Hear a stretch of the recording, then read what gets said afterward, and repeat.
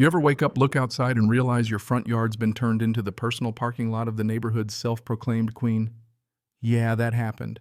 She parked on my lawn like she owned the place again and again, always with that same smug look and HOA badge flashing like it meant something more than a plastic name tag. Not a hint of apology. No, hey, is this okay? Just a red coat, a Lexus, and the air of someone who thought the rules were for other people. At first I tried to be decent. Asked nicely. Then I started warning her, snapping photos, sending emails, filing every complaint you could think of.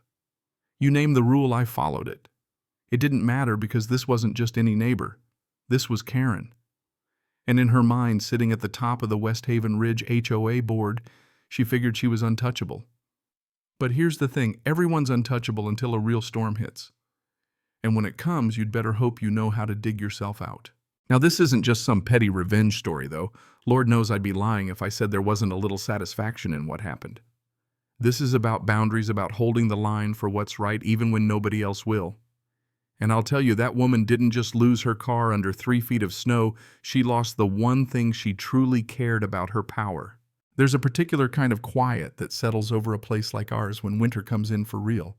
It's the kind of silence where you can hear the crunch of fresh snow under your boots and the wind whistling through bare maples. That was the peace I'd come here looking for after my wife passed. Just me and my boy Dylan trying to stitch together some new version of normal.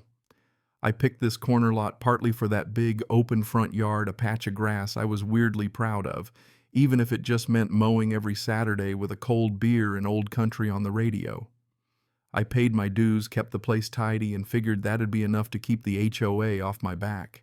All that changed the day her silver Lexus SUV rolled up onto my lawn like it was VIP parking at the mall. It was December 1st, real hard frost. I was out finishing up the holiday lights, feeling the cold bite through my gloves when I turned around and saw it tire deep in the grass, exhaust huffing lazy white clouds into the air. No note, no hazards, not a lick of explanation. I thought maybe it was a breakdown, maybe she needed help. Then the door pops open and out steps this woman. Sharp red peacoat, high heels click-clacking like she's late for a board meeting, designer bag slung over one arm, phone glued to her ear. She looks right through me like I'm the one out of place. "Good afternoon," I called, just trying to be neighborly. She barely nods, says, "Just a quick visit to Maryland's no parking left on the curb. Hope you don't mind." I tell her actually I do. This is private property. She laughs, flicks her hand in that way some folks do when they're about to explain why your opinion doesn't matter. "Oh, honey, it's all community space. No sidewalk, no lines, besides I'm on the board." That landed like a warning shot, but before I could say anything else, she was already gone, heels stabbing into my yard, disappearing into her friend's house without a backward glance. That was the first time, but it sure wasn't the last. The next few weeks, that Lexus kept popping up on my lawn, bold as you please. Sometimes on the edge, sometimes smack dab in the middle, always pretending she was doing me a favor by not parking in my living room. And always there were empty spots down the street. I checked every single time. She just didn't care. So I started doing what I do best, documenting. Photos from the porch, close-ups of the plate, time stamps, the whole 9 yards. Dylan picked up on it before I said a word. We were shooting hoops in the driveway when she did it again, rolling over the grass like she owned stock in Kentucky bluegrass.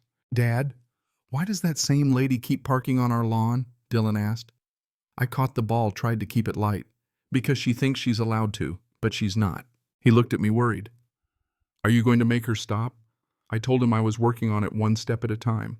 Truth was, I hated that it was bothering him at all. The accident that took his mom made him skittish about conflict, and I'd be damned if I let some neighborhood drama chip away at the little bit of peace we'd found. The damage kept piling up, deep ruts in the grass mud splattered up the fenders whenever things thawed out a little. I tried putting in orange reflector stakes. The next morning I watched her flatten 2 of them with a single pass like they weren't even there. I confronted her civil as could be. She shrugged, told me grass grows back, claimed it was practically an easement. I told her flat out it's my deeded property. She gave me this little smile and said, "Take it up with the board, sweetheart," and strutted off again. Now I wanted to unload on her. Tell her everything I thought of this nonsense. But I didn't. Military taught me anger without a plan is just noise. So I kept collecting my evidence, played the long game. Sent the emails attached, the photos, even sent in the county records with the boundary lines highlighted. The HOA replied with some boilerplate about community flexibility. No mention of the photos, No action, just vague language meant to keep me spinning my wheels. I followed up. Twice. Got nothing. But the more I pressed, the bolder she got, like she knew the board had her back. That's when I decided enough was enough. I was going to show my son what it looks like to stand your ground. I went to my first ever HOA meeting, clean shirt, early seat, arms crossed. Karen ran that show like a dictator in a red blazer flanked by her nodding minions. She corrected everyone, dismissed complaints, spoke about herself in the third person like she was starring in a reality show. When it was time for resident comments, I stood up and laid it all out. My name, the address, the repeated trespass, the photos, the emails, the property records. She tried to twist it, asked if this was about lawn maintenance. I said no, this was about a vehicle 9 times in a month and no response from the board. Karen claimed the area was an interpretable easement. I shot that down with the county plat map. She told me to resubmit in writing. I told her I already had. The room shifted. Neighbors started murmuring a little life in their voices. Karen banged her gavel and moved on. But I walked home that night knowing something had changed, not in her but in me. That same night, I dove into the HOA's bylaws, read every page by the glow of a dying desk lamp. There it was, hidden in the fine print: any vehicle left on private property more than 12 hours was considered trespassing, subject to removal at the owner's expense. No exceptions. For the first time, I realized the rules might actually be on my side. I mailed a notarized letter to the HOA, copies to every board member included, everything: survey, photos, bylaws, you name it. 2 days later, the HOA attorney wrote back, spinning some nonsense about aesthetic oversight zones, total fiction. I called up Marcus, my old Army buddy, at the county office. He laughed, said, "Sam, if it's deeded and taxed to you, it's yours. Period." That weekend, I put up bright red private property signs every few feet along the curb. Dylan helped, proud as could be. I installed trail cams and a dash cam, every angle covered. For 4 glorious days, nothing happened. Then Thursday came a heavy snowstorm, rolling in flakes thick and fast. I looked out the window, and there she was, Lexus, plowing right over my new sign, settling in for her usual stay. I stepped out, called her on it. She told me the signs were temporary fixtures and not approved by the board. Said, "Call the police. They'll tell you it's a civil matter." She stomped off into the snow. I didn't call the police. I waited. 12 hours passed, then 13. Next morning, storm still raging, I fired up the snowblower at dawn. Cleared my driveway sidewalk and, completely by accident, of course, redistributed every shovelful of snow from my property right over that Lexus. By the time I finished, her car was just a memory under a mountain of white. Karen's car sat there for days, buried deeper and deeper by the next storm that rolled in. I kept snapping photos, updating my file, sharing it all in a folder with a handful of neighbors. Turns out I wasn't the only one with stories. Soon folks were adding photos, emails, videos of Karen berating kids for chalk art records of ignored complaints. That little folder turned into an avalanche. The day Karen showed up and saw her car entombed under the drift, she lost it. Called me a psychopath, screamed about vandalism. I stood my ground, showed her the bylaws, offered the camera footage. She threatened lawyers and police. I told her, "Go ahead. You'll see the same evidence I do." It didn't end there. The HOA sent a couple of guys to try to dig the car out without my permission, without paperwork. I shut them down, cold quoted local code about trespass and encroachment. They left heads down, promising to consult further. Karen finally brought a tow truck full board in tow, looking for a showdown. I told them, not without a waiver, not without a court order. The driver, bless him, sided with me. He wasn't about to touch a thing without proper authorization. And that's when the dam broke. The board held an emergency meeting without Karen for once. Neighbors started speaking up. The evidence folder kept growing. People realized they didn't have to be afraid of her anymore. One by one, her support vanished. Eventually, Karen got suspended, frozen out of the portal, the accounts, everything.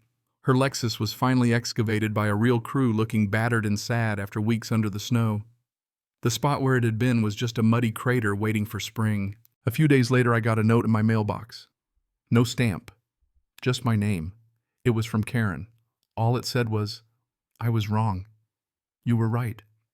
I never thought anyone would stand up long enough to make me lose. No dramatic apology, just the truth. When the special election rolled around, Gloria, our treasurer, won in a landslide, running on fairness and transparency. Karen didn't even show. And as spring crept in, the grass grew back thicker, greener, right where that car had sat. Dylan and I called it Mount Respect, not revenge respect. Because that's what sticks around. We had ourselves a little barbecue, neighbors drifting over with food and stories, laughter echoing through the yard. Nobody mentioned Karen. Her absence said everything that needed saying. Now, when I look out at my lawn, I see more than grass. I see the place where I drew a line for me, for Dylan, for everyone tired of being pushed around. Boundaries defended make room for everything worth keeping. That's what survived the storm. So let me ask you, what would you have done if you were in my boots? Where's the line between standing up for yourself and just stirring up trouble? Drop your thoughts down below. I want to hear your stories. And hey, if you ever feel like the world's against you, remember a little patience, a few good neighbors, and a well-timed snowstorm might just be all the justice you need. If this story hit home, share your thoughts about what real justice looks like in your world. Don't forget to like, subscribe, and tell me about the wildest HOA drama you've ever seen. We're all in this together, 1 inch of lawn at a time.